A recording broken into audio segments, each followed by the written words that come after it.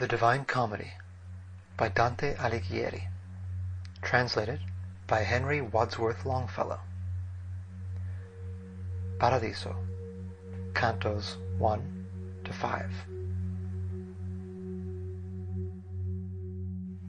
Paradiso, Canto 1. The glory of him who moveth everything doth penetrate the universe, and shine in one part more, and in another less. Within that heaven which most his light receives was I, and things beheld which to repeat nor knows nor can who from above descends, because in drawing near to his desire our intellect engulfs itself so far that after it the memory cannot go. Truly, whatever of the holy realm I had the power to treasure in my mind shall now become the subject of my song. O good Apollo, for this last emprise, make of me such a vessel of thy power as giving the beloved laurel asks. One summit of Parnassus hitherto has been enough for me, but now with both I needs must enter the arena left. Enter into my bosom thou, and breathe as at the time when Marsyas thou didst draw out of the scabbard of those limbs of his. O power divine, lend'st thou thyself to me, so that the shadow of the blessed realm stamped in my brain I can make manifest. Thou'lt see me come unto thy darling tree, and crown myself thereafter with those leaves of which the theme and thou shall make me worthy.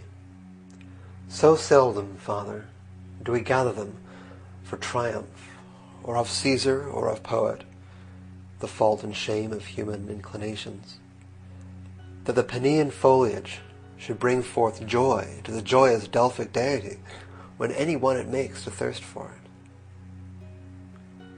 A little spark is followed by great flame. Perchance with better voices after me shall prayer be made that Syrah may respond. To mortal men by passages diverse uprises the world's lamp, but by that one which circles four uniteth with three crosses. With better course and with a better star conjoined it issues, and the mundane wax tempers and stamps more after its own fashion. Almost that passage had made morning there and evening here, and there was wholly white that hemisphere and black the other part, when Beatrice, towards the left-hand side, I saw turned round, and gazing at the sun, never did eagle fasten so upon it. And even as a second ray is wont to issue from the first and reascend, like to a pilgrim who would fain return, thus of her action, through the eyes infused in my imagination, mine I made, and sunward fixed mine eyes beyond our wont.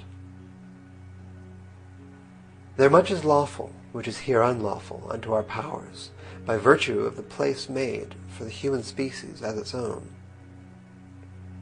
Not long I bore it, nor so little while, but I beheld it sparkle round about, like iron that comes molten from the fire, and suddenly it seemed that day to day was added, as if he who has the power had with another sun the heaven adorned. With eyes upon the everlasting wheels stood Beatrice all intent, and I on her, fixing my vision from above removed. Such that her aspect inwardly became as Glaucus, tasting of the herb that made him peer of the other gods beneath the sea. To represent, transhumanize in words, impossible were. The example, then, suffice him for whom grace the experience reserves. If I was merely what of me thou newly createdst, love who governest the heaven, thou knowest who didst lift me with thy light. When now the wheel, which thou dost make eternal, desiring thee, made me attentive to it, by harmony thou dost modulate and measure, then seemed to me so much of heaven enkindled by the sun's flame, that neither rain nor river e'er made a lake so widely spread abroad.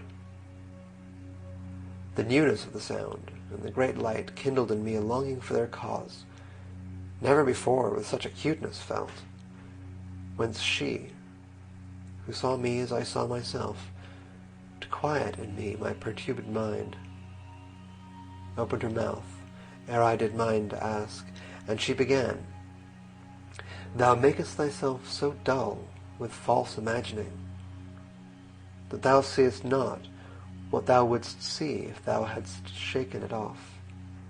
Thou art not upon earth, as thou believest, but lightning, fleeing its appropriate sight, ne'er ran as thou, who thitherward returnest. If of my former doubt I was divested by these brief little words more smiled than spoken, I in a new one was the more ensnared, and said, already did I rest content from great amazement, but am now amazed in what way I transcend these bodies' light. Whereupon she, after a pitying sigh, her eyes directed towards me with that look a mother casts on a delirious child, and she began, all things, whate'er they be, have order among themselves, and this is form that makes the universe resemble God. Here do the higher creatures see the footprints of the eternal power, which is the end, whereto is made the law already mentioned. In the order that I speak of are inclined all natures, by their destinies diverse, more or less near unto their origin. Hence they move onward unto ports diverse, o'er the great sea of being, and each one with instinct given it which bears it on. This bears away the fire towards the moon. This is in mortal hearts the motive power that binds together and unites the earth. Nor only the created things that are without intelligence this bow shoots forth, but those that have both intellect and love. The providence that regulates all this makes with its light the heaven forever quiet, wherein that turns which has the greatest haste. And thither now, as to a sight decreed, bears us away the virtue of that cord, which aims its arrows at a joyous mark.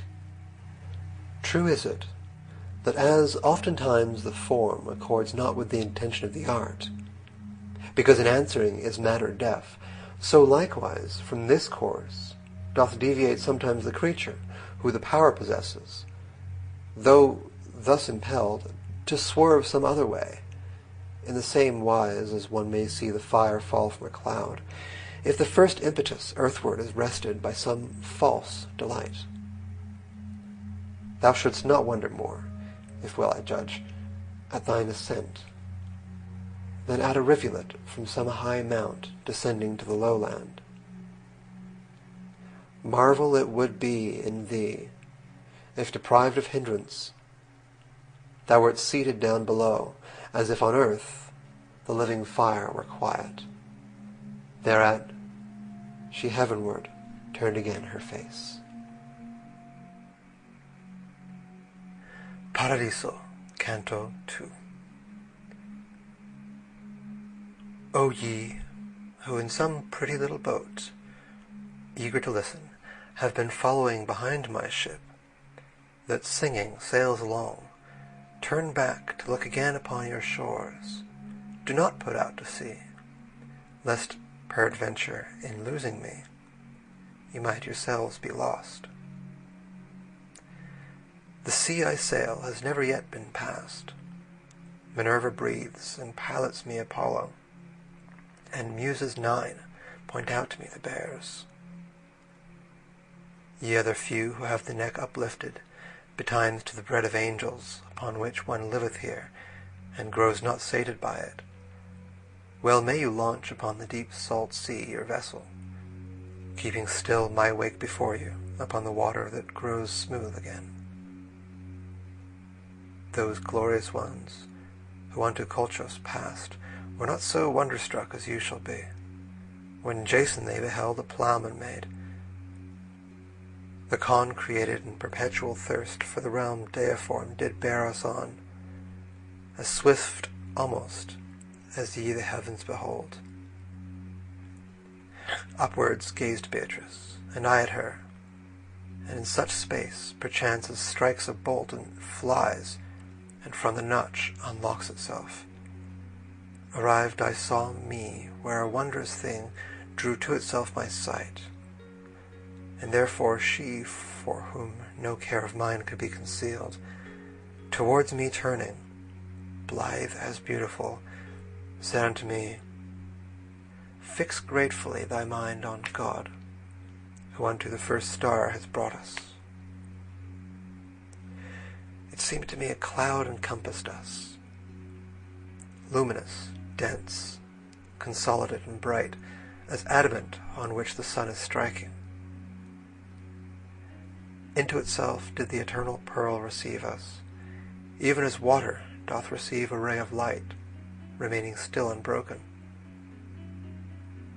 If I was body, and we here conceive not how one dimension tolerates another, which needs must be if body enter body, more the desire should be enkindled in us, that essence to behold, wherein is seen how God and our own nature were united.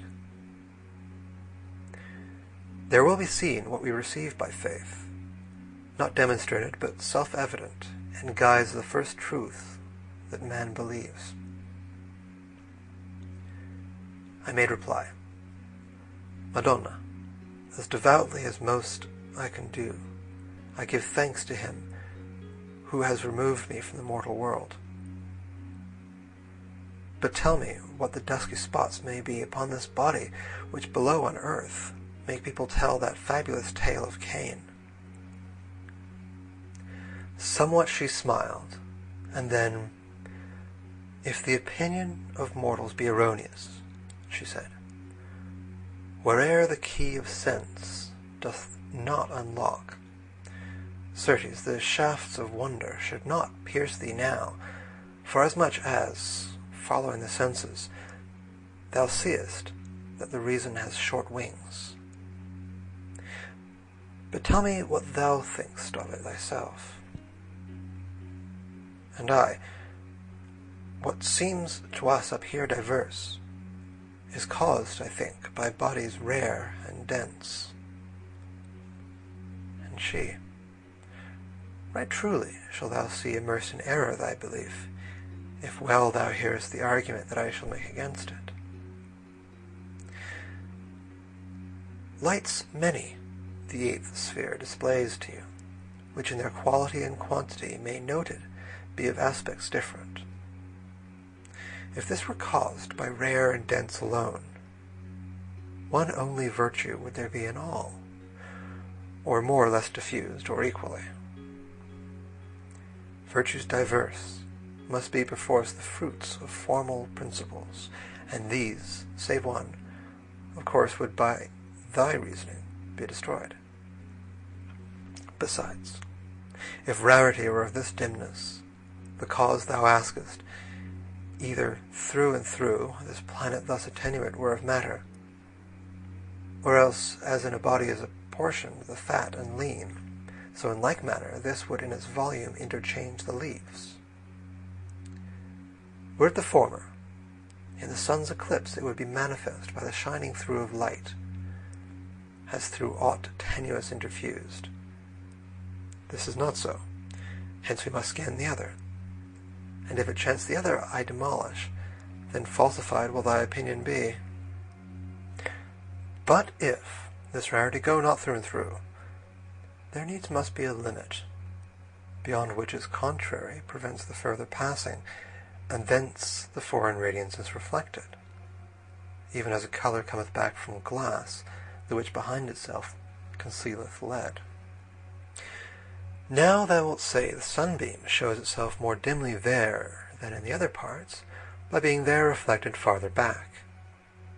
From this reply experiment will free thee, if e'er thou try it, which is wont to be the fountain to the rivers of your arts. 3 mirrors shalt thou take, and 2 remove alike from thee, the other more remote between the former 2 shall meet thine eyes. Turn toward these, cause that behind thy back be placed a light, illuming the 3 mirrors and coming back to thee by all reflected. Though in its quantity be not so ample the image most remote, there shalt thou see how it perforce is equally resplendent. Now, as beneath the touches of warm rays, naked the subject of the snow remains, both of its former colour and its cold, thee thus remaining in thy intellect will I inform with such a living light that it shall tremble in its aspect to thee. Within the heaven of the divine repose revolves a body, in whose virtue lies the being of whatever it contains. The following heaven, that has so many eyes, divides this being by essences diverse, distinguished from it and by it contained.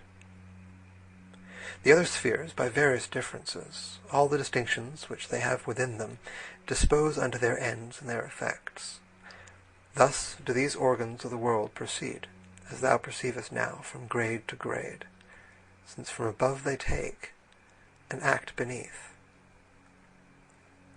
Observe me well, how through this place I come unto the truth thou wishest, that hereafter thou mayst alone know how to keep the ford, the power and motion of the holy spheres, as from the artisan the hammer's craft forth from the blessed motors must proceed. The heaven, which lights so manifold make fair, from the intelligence profound which turns it, the image takes, and makes of it a seal. And even as the soul within your dust, through members different and accommodated to faculties diverse, expands itself, so likewise this intelligence diffuses its virtue multiplied among the stars, itself revolving on its unity. Virtue diverse doth a diverse alloyage make with the precious body that it quickens, in which, as life in you, it is combined.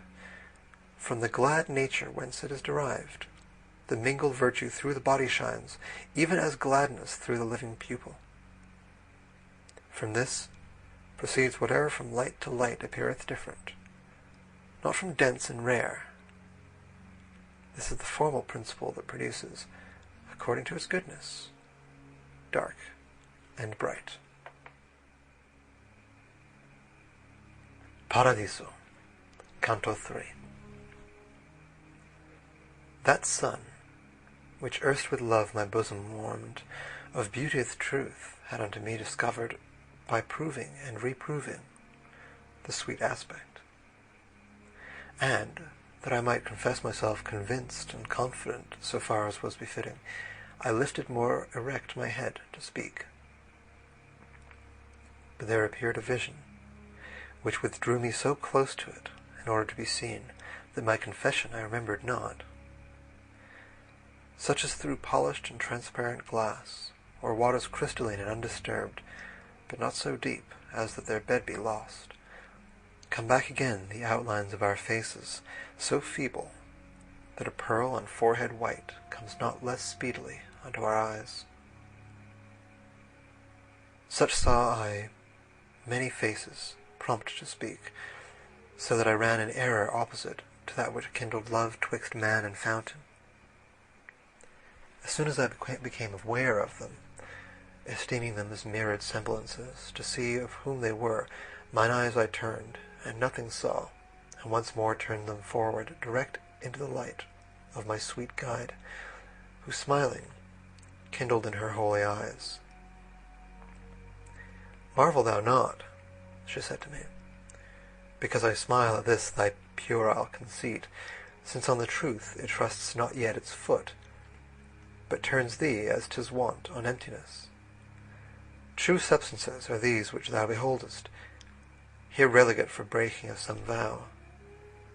Therefore speak with them, listen and believe, for the true light, which giveth peace to them, permits them not to turn from it their feet.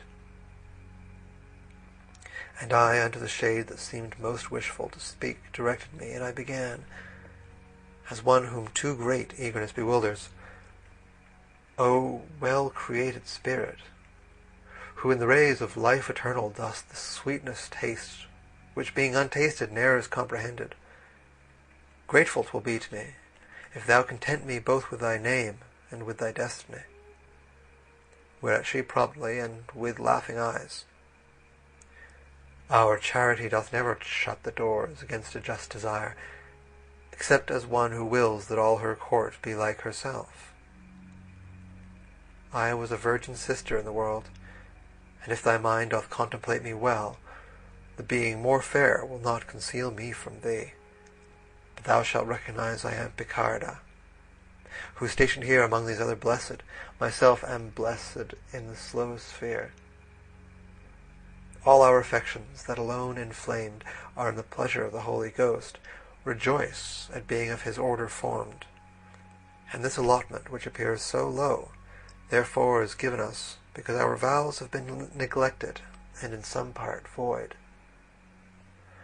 Whence I to her, in your miraculous aspects there shines I know not what of the divine, which doth transform you from our first conceptions. Therefore I was not swift in my remembrance. But what thou tellest me now aids me so, that the refiguring is easier to me. But tell me, ye who in this place are happy, are you desirous of a higher place, to see more, or to make yourselves more friends? First, with those other shades, she smiled a little. Thereafter answered me so full of gladness, she seemed to burn in the first fire of love. Brother, our will is quieted by virtue of charity, that which makes us wish alone for what we have, nor gives us thirst for more. If to be more exalted we aspired, discordant would our aspirations be unto the will of him who here secludes us, which thou shalt see finds no place in these circles, if being in charity is needful here, and if thou lookest well into its nature. Nay, 'tis essential to this blessed existence to keep itself within the will divine, whereby our very wishes are made one, so that as we are station above station throughout this realm, to all the realm 'tis pleasing, as to the king, who makes his will our will, and his will is our peace. This is the sea to which is moving onward whatsoever it doth create, and all that nature makes. Then it was clear to me how everywhere in heaven is paradise, although the grace of good supreme there reign not in one measure. But as it comes to pass, if one food sates, and for another still remains the longing, we ask for this, and that decline with thanks. E'en thus did I, with gesture and with word, to learn from her what was the web wherein she did not ply the shuttle to the end. A perfect life, and merit high in heaven, a lady o'er us, said she, by whose rule down in your world they vest and veil themselves, that until death they may both watch and sleep beside that spouse who every vow accepts, which charity conformeth to his pleasure. To follow her in girlhood from the world I fled, and in her habit shut myself, and pledged me to the pathway of her sect. Then men accustomed unto evil more than unto good from the sweet cloister tore me.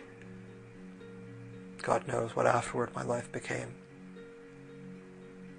This other splendor, which to thee reveals itself on my right side, and is enkindled with all the illumination of our sphere. What of myself I say applies to her. A nun she was, and likewise from her head was ta'en the shadow of the sacred wimple. But when she too was to the world returned against her wishes, and against good usage, of the heart's veil she never was divested. Of great Costanza this is the effulgence, who from the second will of Suabia brought forth the third and latest puissance. Thus unto me she spake, and then began Ave Maria singing, and in singing vanished, as through deep water something heavy. My sight, that followed her as long a time as it was possible, when it had lost her, turned round unto the mark of more desire, and wholly unto Beatrice reverted. But she, such lightnings flashed into mine eyes, that at the first my sight endured it not, and this in questioning more backward made me. Paradiso, Canto 4. Between two viands equally removed and tempting, a free man would die of hunger ere either he could bring unto his teeth. So would a lamb between the ravenings of two fierce wolves stand fearing both alike, and so would stand a dog between two does.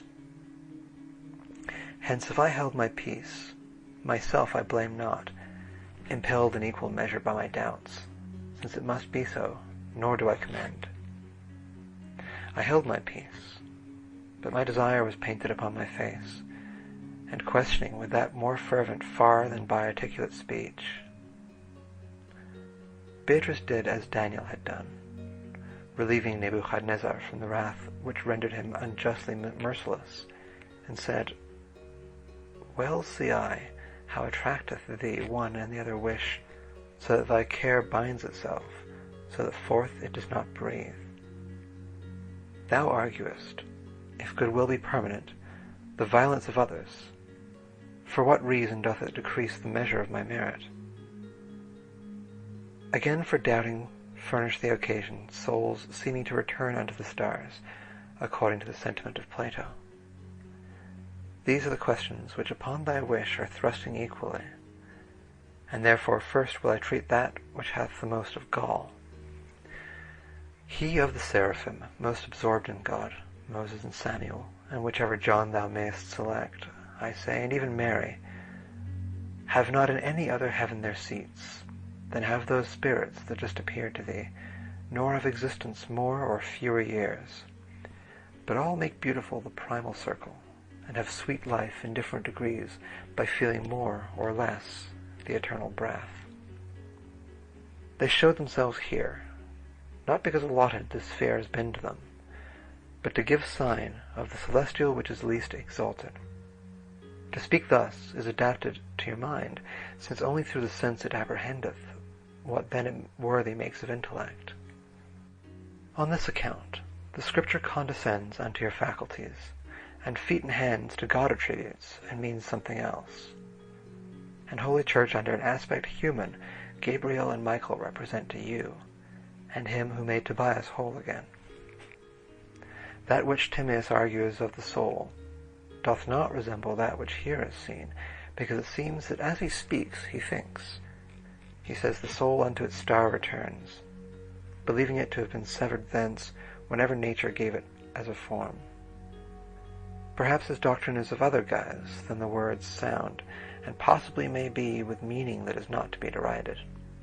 If he doth mean that to these wheels return the honour of their influence and the blame, perhaps his bow doth hit upon some truth. This principle ill understood once warped the whole world nearly, till it went astray invoking Jove and Mercury and Mars. The other doubt which doth disquiet thee, less venom has, for its malevolence could never lead thee otherwhere from me, that as unjust our justice should appear in eyes of mortals, is an argument of faith, and not of sin heretical. But still, that your perception may be able to thoroughly penetrate this verity as thou desirest, I will satisfy thee. If it be violence when he who suffers cooperates not with him who uses force, these souls were not on that account excused. For will is never quenched unless it will, but operates as nature doth in fire, if violence 1,000 times distort it. Hence, if it yieldeth more or less, it seconds the force, and these have done so, having power of turning back unto the holy place.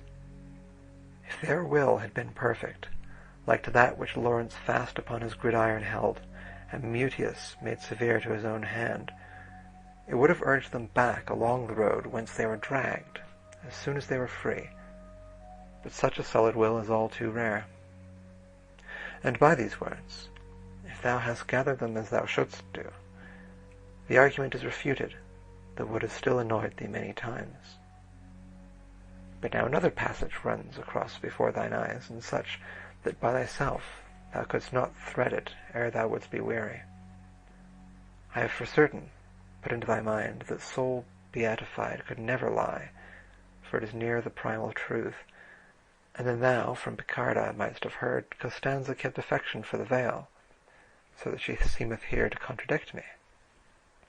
Many times, brother, has it come to pass that to escape from peril, with reluctance that has been done it was not right to do, e'en as Alcmaeon, who being by his father thereto entreated, his own mother slew. Not to lose pity, pitiless became. At this point I desire thee to remember that force with will commingles, and they cause that the offences cannot be excused. Will absolute consenteth not to evil, but in so far consenteth as it fears, if it refrain, to fall into more harm. Hence, when Picarda uses this expression, she meaneth the will absolute, and I the other, so that both of us speak truth. Such was the flowing of the holy river that issued from the fount whence springs all truth. This put to rest my wishes one and all. O love of the first lover, O divine, said I forthwith, whose speech inundates me and warms me so, it more and more revives me. My own affection is not so profound as to suffice in rendering grace for grace. Let him who sees and can thereto respond. Well I perceive that never sated is our intellect unless the truth illume it, beyond which nothing true expands itself. It rests therein as wild beast in his lair, when it attains it, and it can attain it. If not, then each desire would frustrate be. Therefore springs up, in fashion of a shoot, doubt at the foot of truth, and this is nature, which to the top, from height to height, impels us. This doth invite me, this should assurance give me with reverence, lady, to inquire of you another truth, which is obscure to me. I wish to know if man can satisfy you for broken vows with other good deeds, so that in your balance they will not be light.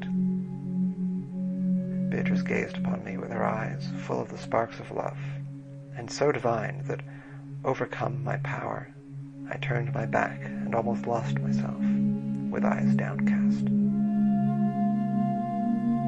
Paradiso, Canto 5. If in the heat of love I flame upon thee beyond the measure that on earth is seen, so that the valor of thine eyes I vanquish, marvel thou not thereat. For this proceeds from perfect sight, which as it apprehends to the good apprehended moves its feet. Well I perceive how is already shining into thine intellect the eternal light, that only seen enkindles always love. And if some other thing your love seduce, 'tis nothing but a vestige of the same, ill understood, which there is shining through. Thou fain wouldst know, if with another service for broken vow can such return be made as to secure the soul from further claim. This canto thus did Beatrice begin, and, as a man who breaks not off his speech, continued thus her holy argument. The greatest gift that in his largesse God creating made, and unto his own goodness nearest conformed, and that which he doth prize most highly, is the freedom of the will, wherewith the creatures of intelligence, both all and only, were and are endowed. Now wilt thou see, if thence thou reasonest, the high worth of a vow, if it he made so that when thou consentest, God consents. For closing between God and man the compact, the sacrifice is of this treasure made, such as I say, and made by its own act. What can be rendered then as compensation? Thinkest thou to make good use of what thou hast offered? With gains ill-gotten thou wouldst do good deed. Now art thou certain of the greater point. But because Holy Church in this dispenses, which seems against the truth which I have shown thee, behooves thee still to sit a while at table, because the solid food which thou hast taken requireth further aid for thy digestion. Open thy mind to that which I reveal, and fix it there within, for 'tis not knowledge, the having heard without retaining it. In the essence of this sacrifice, two things convene together, and the one is that of which 'tis made, the other is the agreement. This last forevermore is cancelled not, unless complied with, and concerning this with such precision as above been spoken. Therefore it was enjoined upon the Hebrews to offer still, though sometimes what was offered might be commuted, as thou oughtst to know. The other, which is known to thee as matter, may well indeed be such that one errs not, if it for other matter be exchanged. But let none shift the burden on his shoulder at his arbitrament, without the turning both of the white and of the yellow key, and every permutation deem as foolish, if in the substitute, the thing relinquished, as the 4 is in 6, be not contained. Therefore, whatever thing has so great weight in value that it drags down every balance, cannot be satisfied with other spending. Let mortals never take a vow in jest.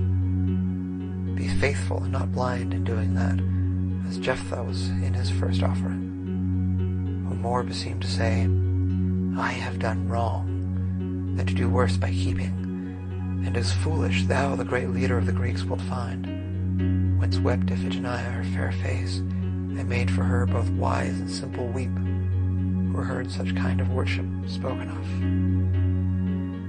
Christians, be ye more serious in your movements. Be ye not like a feather at each wind, and think not every water washes you. Ye have the Old and the New Testament, and the pastor of the church, who guideth you. Let this suffice you unto your salvation. If evil appetite cry aught else to you, be ye as men, and not as silly sheep, so that the Jew among you may not mock you. Be ye not as a lamb that doth abandon its mother's milk, and frolicsome and simple, combats at its own pleasure with itself. Thus Beatrice to me, even as I write it, that all desireful turned herself again to that part where the world is most alive. Her silence and her change of countenance, silence imposed upon my eager mind, that had already in advance new questions. And as an arrow that upon the mark strikes ere the bowstring quiet hath become, so did we speed into the second realm. My lady there so joyful I beheld, as into the brightness of that heaven she entered. More luminous thereat the planet grew. And if the star itself was changed and smiled, what became I, who by my nature am exceeding mutable in every guise? As in a fish pond which is pure and tranquil, the fishes draw to that which from without comes in such fashion that their food they deem it, so I beheld more than 1,000 splendors, drawing towards us, and in each was heard, Lo, this is she who shall increase our love. And as each one was coming unto us, full of beatitude the shade was seen, by the effulgence clear that issued from it. Think, reader, if what here is just beginning, no farther should proceed, how thou wouldst have an agonizing need of knowing more. And of thyself thou'lt see how I, from these, was in desire of hearing their conditions, as they unto mine eyes were manifest. O thou well-born, unto whom grace concedes to see the thrones of the eternal triumph, or ever yet the warfare be abandoned, with light that through the whole of heaven is spread, kindled are we. And hence, if thou desirest to know of us, at thine own pleasure sate thee. Thus, by some one among those holy spirits was spoken, and by Beatrice, speak securely, and believe them even as gods. Well I perceive how thou dost nest thyself in thine own light, and drawest it from thine eyes, because they coruscate when thou dost smile, but know not who thou art, nor why thou hast, spirit august, thy station in the sphere, that veils itself to men in alien rays. This said I in direction of the light which first had spoken to me, whence it became by far more lucent than it was before. Even as the sun that doth conceal himself by too much light, when heat has worn away the tempering influence of the vapours dense. By greater rapture thus concealed itself in its own radiance, the figure saintly, and thus close enfolded answered me, in fashion as the following canto sings. End of Paradiso, cantos 1 to 5.